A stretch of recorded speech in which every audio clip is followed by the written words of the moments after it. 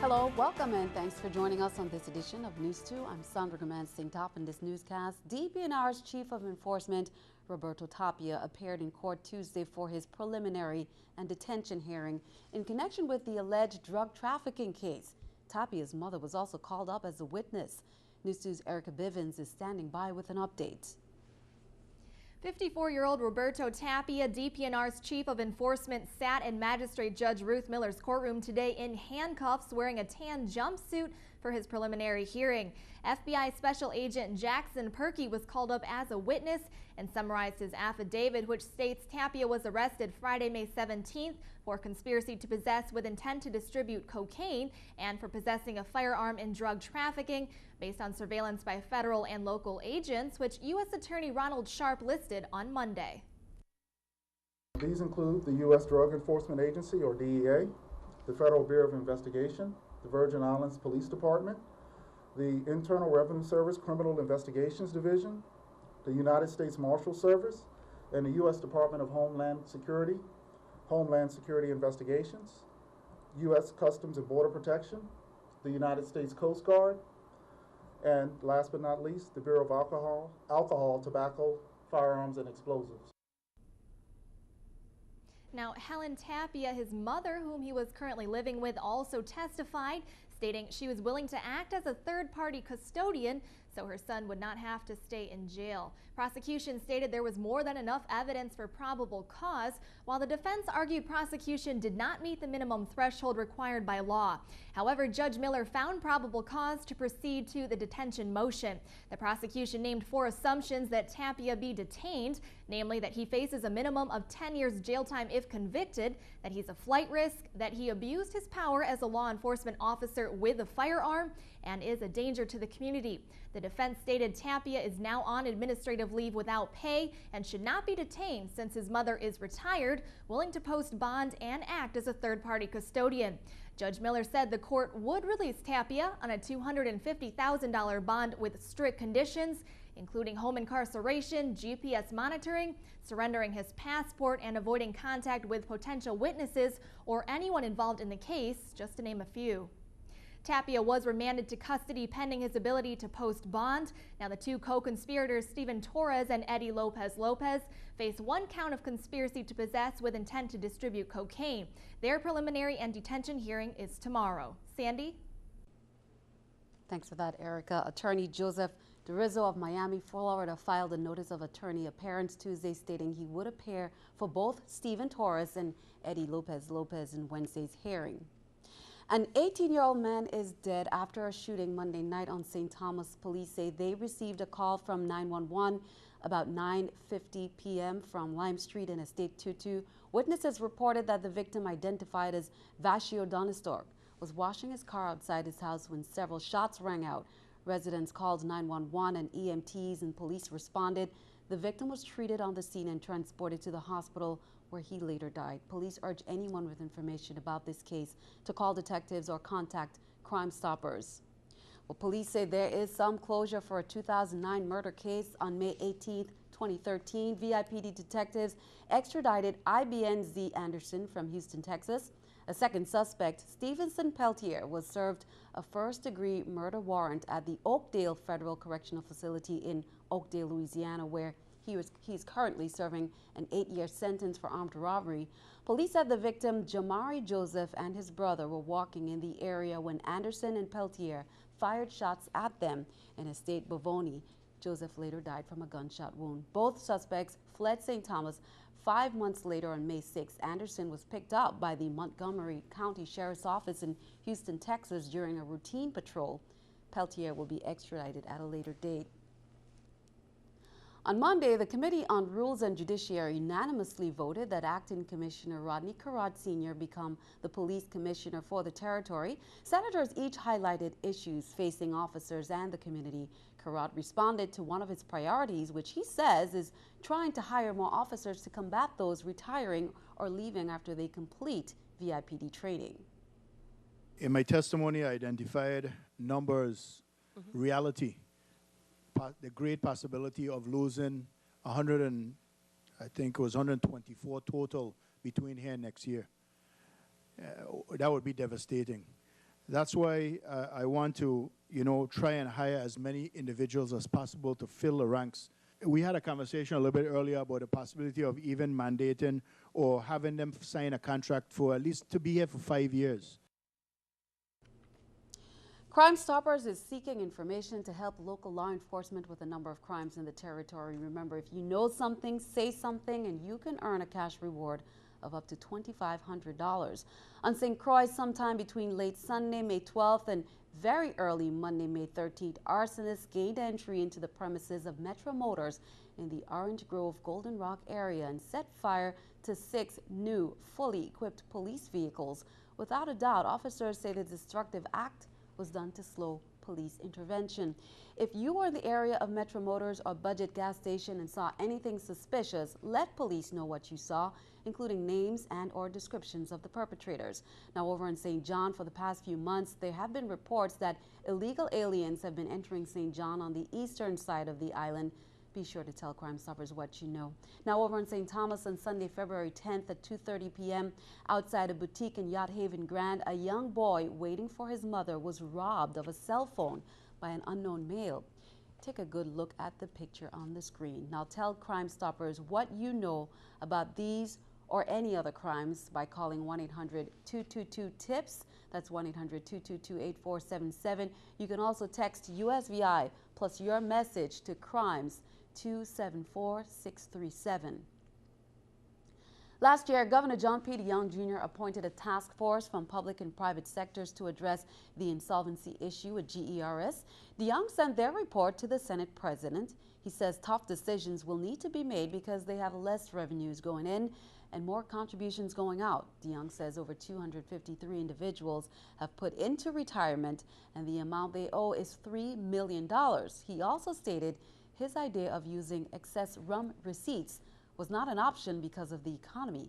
Additionally, the governor commented on concerns raised by the GERS administrator and board of trustees on missing contributions.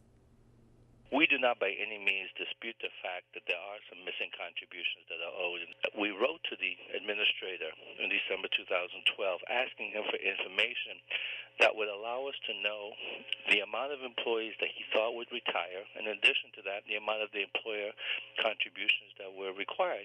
And for over 5 months, we've requested that information, and only last week did I receive that information. The position that the trustees were taking, that they felt this need to have to sue us in order for me to sign this agreement, that we were not responding to their positions, quite somewhat disingenuous. We required that information in order to make the payments to them.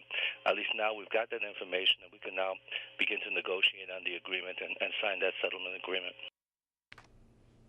The Virgin Islands National Guard promoted Captain Arthur S. Hector Sr. to the officer rank of Major and laterally appointed Master Sergeant Milton Francis to the enlisted rank of First Sergeant on Friday, May 17th at the Lionel A. Jackson Readiness Center on St. Croix.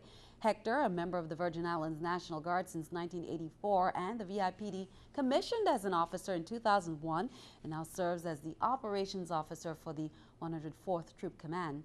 Francis originally becomes the first sergeant for the 651st Maintenance Company, 104th Troop Command, although he has been serving in the capacity for some time.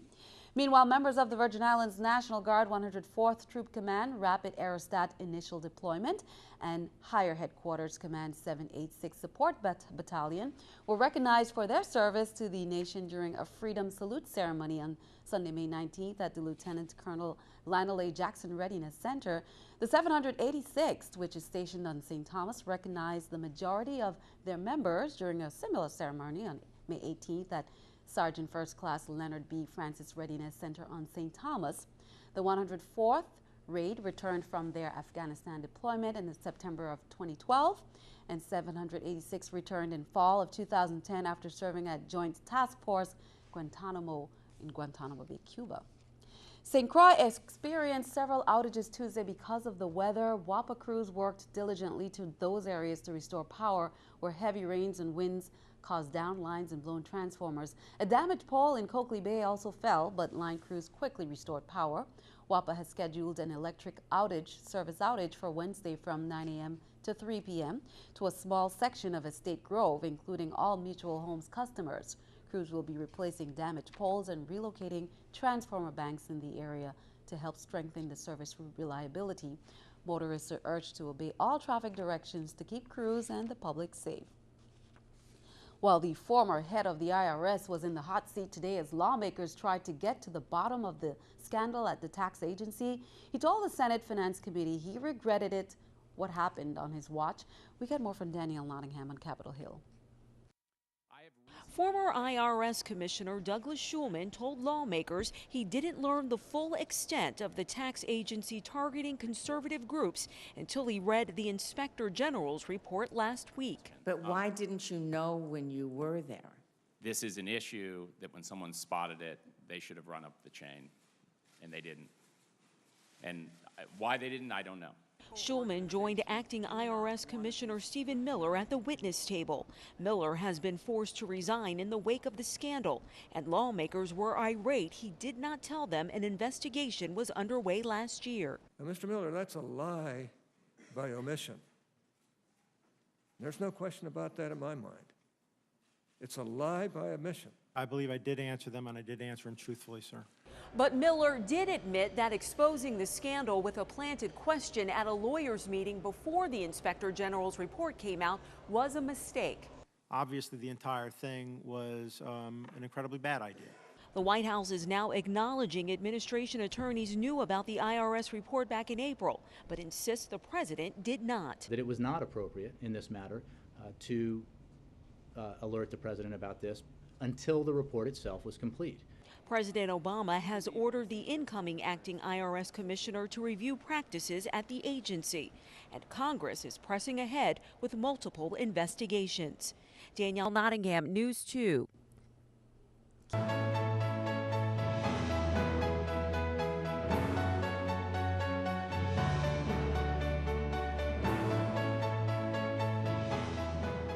This week, Human Services is hosting the 15th annual Best Beginnings Early Childhood Conference across the territory. The theme this year revolves around the effects of childhood trauma on challenging behaviors.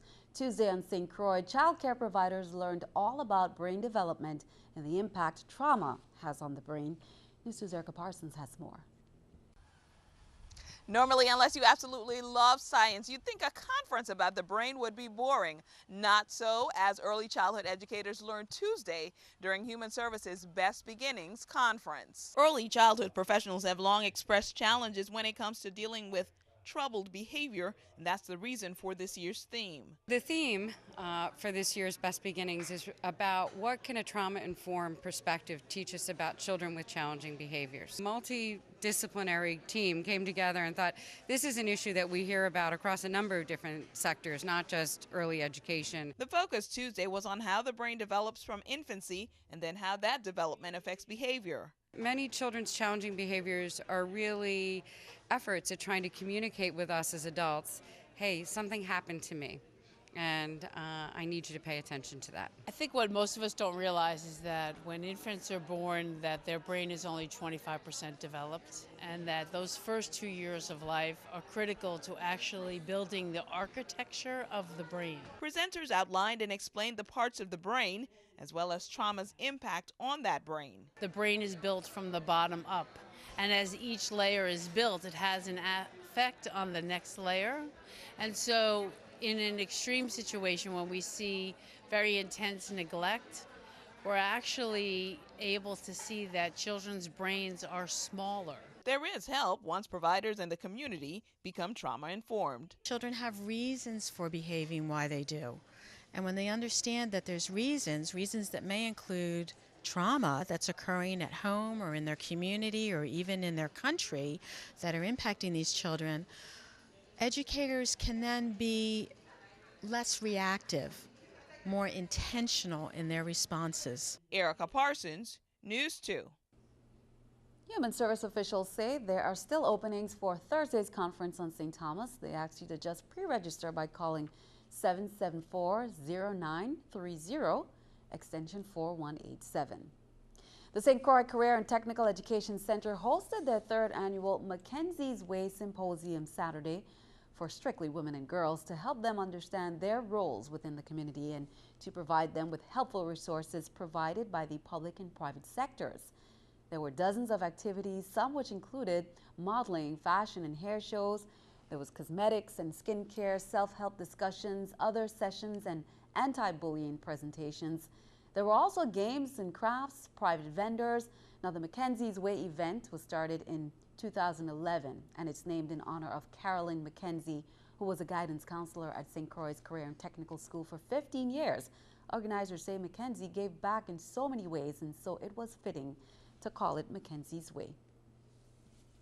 West Indian Company Centennial Concert Series is featuring Generations in Jazz 2, and it started earlier this afternoon from 5 p.m. going on until 9 p.m.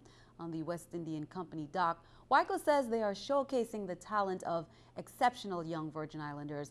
The Suzuki String Group, under the direction of Julie Beaslane, will perform. Feature artists include Paul Badry on bass, Xavier Davis on piano, Dion Parsons on drums. He will take center stage, joined by guest artists Tabari Lake on bass, Kai Richardson on trumpet, and Jonte Samuel on saxophone on special numbers. Dion Parsons is a Grammy-winning award drummer, composer, and educator who founded Mentoring Through the Arts of Music. Well, with all eyes on the devastating effects of the tornado in Oklahoma and Texas and the start of hurricane season, Vitima officials say they are pushing preparedness for all hazards, including tsunamis. Here's an update. We are very well on our way of becoming a tsunami-ready community. We just about complete all of the criteria. So I would venture to say that within our next few weeks or so, we will have a team coming in from Puerto Rico to assess exactly what we did in terms of getting that certification to become a tsunami-ready community, such as the installation of the sirens that we did throughout the territory, and recently here the installation of the tsunami signs. And obviously the educational campaign is the only piece that's left, and I believe that we have already started that process with Eudora Kent High School and other medias that we are going to continue to run for an entire year, so we can sensitize the public in terms of tsunami preparedness, and in the event that we are impacted, how they're going to react. Meanwhile, many had confirmed dead following the enormous tornado that plowed through Moore, Oklahoma. Adriana Diaz is there with the latest details. Rescuers will keep searching the ruins of buildings and homes. Stick around. Your News 2 AccuWeather forecast comes your way next.